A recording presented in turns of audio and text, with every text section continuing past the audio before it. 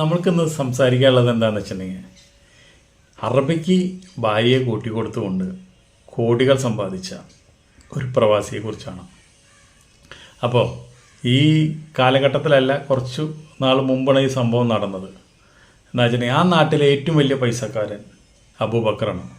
അബൂബക്കർ എന്ന് വെച്ചിട്ടുണ്ടെങ്കിൽ പെങ്ങളെ കല്യാണം കഴിച്ചു കൊടുക്കാനും കുടുംബം നന്നാക്കാനും മറ്റുള്ള കാര്യങ്ങളൊക്കെ നിന്നെന്തുണ്ടായിട്ടുണ്ടെങ്കിൽ ദുബായിലാണ്. കല്യാണം കഴിക്കാനായിട്ട് വൈകി. അദ്ദേഹത്തിന് 44 വയസ്സായി. 44 വയസ്സിലാണ് അദ്ദേഹം ഗൾഫിൽ നിന്ന് വന്നിട്ട് ഇനി നമുക്ക് കല്യാണം കഴിക്കാം എന്ന് വിചാരിക്കുന്നത്. അങ്ങനെ കല്യാണം കഴിക്കാനായിട്ട് അന്വേഷണം തുടങ്ങി. അങ്ങനെ നല്ല മൊഞ്ചത്തി പെണ്ണുങ്ങളെ മൂപ്പരിക്കാന്ന് വെച്ചിട്ടുണ്ടെങ്കിൽ പ്രായം കുറഞ്ഞ പെൺകുട്ടികളെ വേണം. അദ്ദേഹം മുസ്ലിമായ കാരണം 20 വയസ്സുള്ള ഒരു മൊഞ്ചത്തിനെ കിട്ടി. അവളാന്ന് വെച്ചിട്ടുണ്ടെങ്കിലോ വരണ വ്യക്തി ഇവളേക്കാളും 20 വയസ്സ് കൂടുതൽ. അതൊന്നും എനിക്കൊരു പ്രശ്നമല്ല. അദ്ദേഹത്തിന് ഒരുപാട് പൈസയുണ്ട്, ഒരുപാട് ലക്ഷങ്ങൾ അയാളുടെ കയ്യിലുണ്ട്, കോടികളീശ്വരനാണ്. വലിയ വീട്, വലിയ സൗകര്യം, ദുബായിൽ അതിനേക്കാളും വലിയ ബിസിനസ്സും കാര്യങ്ങളാണ്. അപ്പോൾ അതുകൊണ്ട് വയസ്സ് നമുക്കൊരു പ്രശ്നമേ അല്ല. 20 വയസ്സല്ല 30 വയസ്സ് കുറഞ്ഞാലും കുഴപ്പമില്ല. നമുക്ക് അന്തസ്സായിട്ട് ജീവിക്കണം. എൻ്റെ കുടുംബത്തിന് ഒരുപാട് സഹായം കിട്ടണം. നമ്മുടെ ഇവൾക്കൊരു അനിയത്തിയുണ്ട്, ഒരു അനിയുണ്ട്, അവരെ പഠിപ്പിക്കണം. അതുപോലെ തന്നെ അനിയത്തിൻ്റെ കല്യാണം കഴിച്ചു കൊടുക്കണം. എല്ലാ കാര്യം കൊണ്ടും ഇദ്ദേഹം എന്ന് വെച്ചിട്ടുണ്ടെങ്കിൽ കണ്ടാലും സുമുഖം തന്നെയാണ്. അപ്പോൾ നമ്മൾക്ക് എന്തായാലും 40 വയസ്സായാലും ആൾക്ക് പരിപാടിക്കൊന്നും വലിയ കുഴപ്പമുണ്ടാവില്ല, അതൊക്കെ കിട്ടിയാൽ മതിയല്ലോ എന്ന് വിചാരിച്ച് മാത്രം ഈ മൊഞ്ചത്തി അബൂബക്കർ കല്യാണം കഴിച്ചു. കല്യാണമൊക്കെ വലിയ ആർഭാടമായിട്ട് വലിയ സ്റ്റാർ ഹോട്ടലാണ് നടന്നത്. അപ്പോൾ സ്റ്റാർ ഹോട്ടലിൽ കല്യാണം നടന്നു കഴിഞ്ഞാൽ അന്ന് അവിടുത്തെ ഏറ്റവും വലിയ സൂട്ട് റൂം ഇവർക്ക് ഭാര്യയും ഭർത്താവിനും ആദ്യ രാത്രി അവിടെ സ്റ്റേ ചെയ്യാം. അതവർ ഫ്രീ ആണത്. അത്രയും വലിയ സദ്യ നടത്തുന്നവർക്ക് അവരെ അക്കോമഡേഷൻ ഫ്രീ ആണ്. അങ്ങനെ ആർഭാടമായി കല്യാണം നടന്നു. ആൾക്കാരൊക്കെ ഞെട്ടിത്തെരിച്ച് പോണ കല്യാണം. ഇവള് പോലും ഞെട്ടിത്തെരിച്ചു. അത്രയും ആൾക്കാർ വന്നു. ഗൾഫിൽ നിന്ന് അറബികൾ വന്നിട്ടുണ്ടായിരുന്നു. കുറച്ച് അറബികൾ പോയി, കുറച്ച് അറബികൾ അതേ ഹോട്ടലിൽ തന്നെ താമസിക്കുന്നുണ്ട്.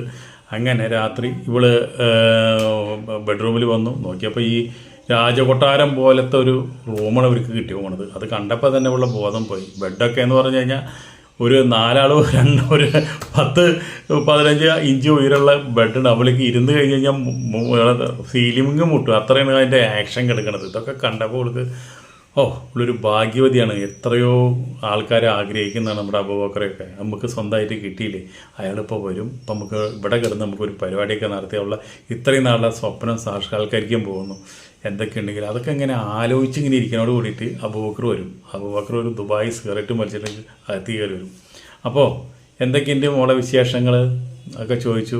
നിനക്ക് എന്താ ഈ ഡ്രസ്സൊക്കെ ഇട്ട് നിൽക്കുന്നത്? ഇതൊന്നല്ല നമ്മുടെ ഡ്രസ്സ് ഇതേന്ന് പറഞ്ഞിട്ട് ഒരു ഡ്രസ്സ് കൊടുത്തു. അത് അടിപൊളി ഒരു ഡ്രസ്സാണ്. എന്താ വെച്ചിട്ടുണ്ടെങ്കിൽ അത് ഇട്ട് കഴിഞ്ഞാൽ അകത്തുള്ളതൊക്കെ പുറത്ത് കാണും. അങ്ങനത്തെ ഒരു ഡ്രസ്സാണ്. ഇതൊക്കെ നമ്മൾ ഉപയോഗിക്കുക, നൈറ്റ് ഉപയോഗിക്കേണ്ട ഡ്രസ്സുകൾ ഇതൊക്കെയാണ് എന്നൊക്കെ പറഞ്ഞിട്ട് അപ്പോൾ ഇയാൾ അവിടെ നിന്ന് ഒരു പെഗ് അടിച്ചു. അപ്പോൾ പറഞ്ഞു, നിനക്ക് 2 പെഗ് വേണോ അതോ സ്കേർട്ട് വേണോ? അയ്യോ ഇത് രണ്ടും എനിക്ക് വേണ്ടാന്ന് പറഞ്ഞു. ശരി, എൻ്റെ അറബിയുടെ കീഴിലാണ് ഞാൻ ജോലി ചെയ്യുന്നത്. ഒരുപാട് കോടീശ്വരനാണ് അവിടെ. ആ കോടീശ്വരൻ അറബി നമ്മുടെ കല്യാണത്തിന് വന്നിട്ടുണ്ട്. അപ്പോൾ അദ്ദേഹം അപ്പുറത്തെ റൂമിലുണ്ട്. അദ്ദേഹം നിനക്ക് ഇൻവൈറ്റ് ചെയ്യാനായിട്ട് ഞാൻ അദ്ദേഹത്തിനോട് വിളിക്കുന്നുണ്ട്.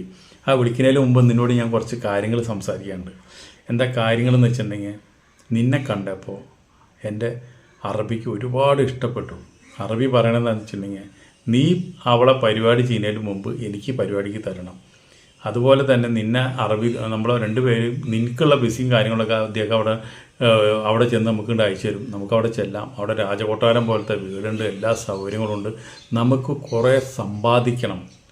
ഇതൊന്നല്ല സമ്പാദ്യം, ഇനിയും കുറേ ഉണ്ടാക്കണം.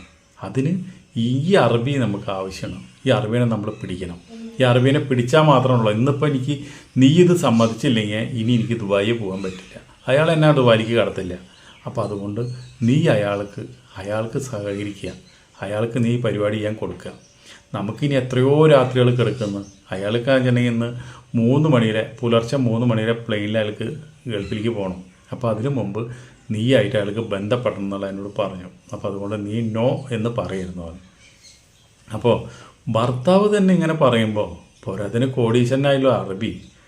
അല്ല, ഈ അറബികളായിട്ടൊക്കെ ബന്ധപ്പെടുക എന്ന് പറഞ്ഞു കഴിഞ്ഞാൽ അതിങ്ങനെ ആയി കഴിഞ്ഞാൽ അവരൊക്കെ ഒരുപാട് എനിക്കറിയില്ല, എനിക്ക് പേടി അവരൊക്കെ കാണുമ്പോൾ തോന്നി. നീ ഒന്നും പേടിക്കണ്ട. കാരണം എന്താ വെച്ചിട്ടുണ്ടെങ്കിൽ നമ്മുടെ മലയാളികളായിട്ട് നീ ഇപ്പോൾ ആ അറബിയായിട്ട് ബന്ധപ്പെട്ട് കഴിഞ്ഞാൽ പിന്നെ നീ ജീവിതത്തിൽ മലയാളിയായിട്ട് ബന്ധപ്പെടില്ല. അവരത്ര അടിപൊളിയവർ, നീ അത് ബന്ധപ്പെട്ടിട്ട് നീ പറഞ്ഞാൽ മതി നമ്മളോടെന്ന് പറഞ്ഞു. അപ്പോൾ അവൾക്ക് തോന്നി അന്നാലും ഒന്നൊന്ന് അറിയണമല്ലോ. ഇപ്പോൾ എൻ്റെ കൈക്ക് സമ്മതമാണെന്ന് വെച്ചിട്ടുണ്ടെങ്കിൽ എനിക്ക് സമ്മതമാണ്, ഞാൻ ആളോട് ഇങ്ങോട്ട് വരാൻ പറഞ്ഞോളെന്ന് പറഞ്ഞു. അങ്ങനെ അറബി വരണം.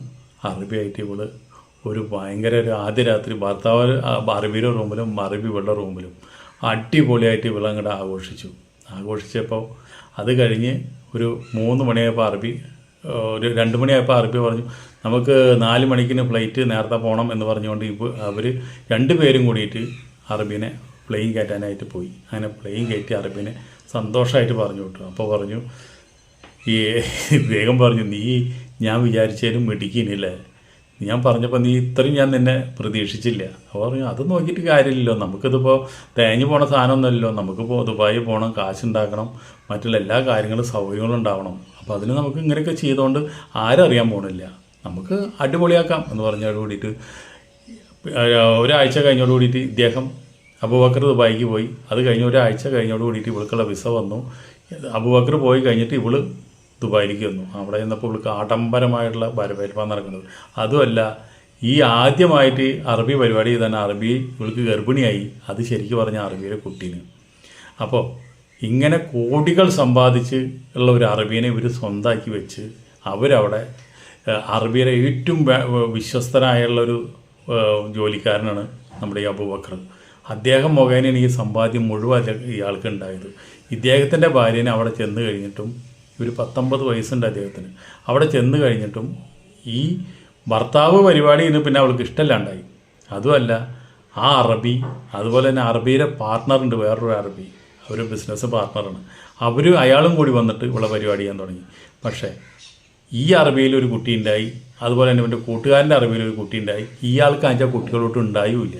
കാരണം എന്താ വെച്ചാൽ ഇയാൾ കുട്ടികളുണ്ടാവാത്ത എന്താണെന്ന് ഇയാൾ ചെക്ക് ചെയ്തിട്ട് ഇയാൾക്ക് കുട്ടികളുണ്ടാവില്ല എന്നുള്ള റിപ്പോർട്ട് അയാൾക്ക് മുമ്പേ അറിയാം. അപ്പോൾ ഈ കുട്ടികൾ 2 പേരുണ്ടായതും ഈ 2 അറബിയിലാന്നുള്ള കാര്യത്തിൽ അറബിക്കും അറിയാം, ഇവനും അറിയാം, എല്ലാം അറിയാം. ഇപ്പോൾ ആ കുട്ടികൾക്ക് തന്നെ ഒരു 10-30 വയസ്സായി. അപ്പോൾ ഒരു ലേഖനം പോലെ ഈ പെൺകുട്ടി എഴുതിയതാണ്, ഒരു ലേഖനം പോലെ. എൻ്റെ ജീവിതത്തിലെ ദുഃഖങ്ങളും സുഖങ്ങളും, എനിക്ക് 2 മക്കളുണ്ടായി, 2 ആൺമക്കളുണ്ടായി. ആ 2 ആൺമക്കളും 2 അറബികളുടെ കുട്ടികളാണ്. എൻ്റെ ഭർത്താവിനയച്ചാൽ കുട്ടികളോട്ട് ഉണ്ടാവില്ല. എനിക്കാന്ന് വെച്ചിട്ടുണ്ടെങ്കിൽ അറബികൾ കളിക്കുന്ന പോലെയുള്ള കളി എനിക്ക് ഏറ്റവും അധികം ഇഷ്ടം അതാണ്. അതിനുശേഷം ഞാൻ 2-3 മലയാളികളായിട്ട് ഞാൻ ബന്ധപ്പെട്ടിട്ടുണ്ട് ഗൾഫിൽ വെച്ചിട്ട് തന്നെ. പക്ഷേ ആ 3 മലയാളികളായിട്ട് ബന്ധപ്പെട്ടതും എനിക്ക് സുഖം കിട്ടിയിട്ടില്ല.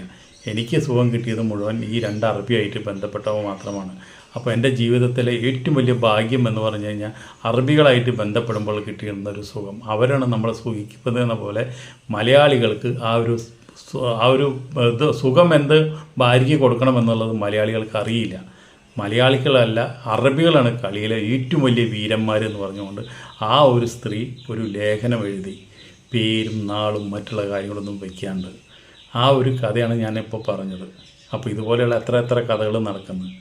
എന്തായാലും അടുത്ത വീഡിയോയിൽ നമുക്ക് വീണ്ടും കാണാം. അതുവരെ നിങ്ങൾക്ക് എല്ലാവർക്കും നന്ദി, നമസ്കാരം.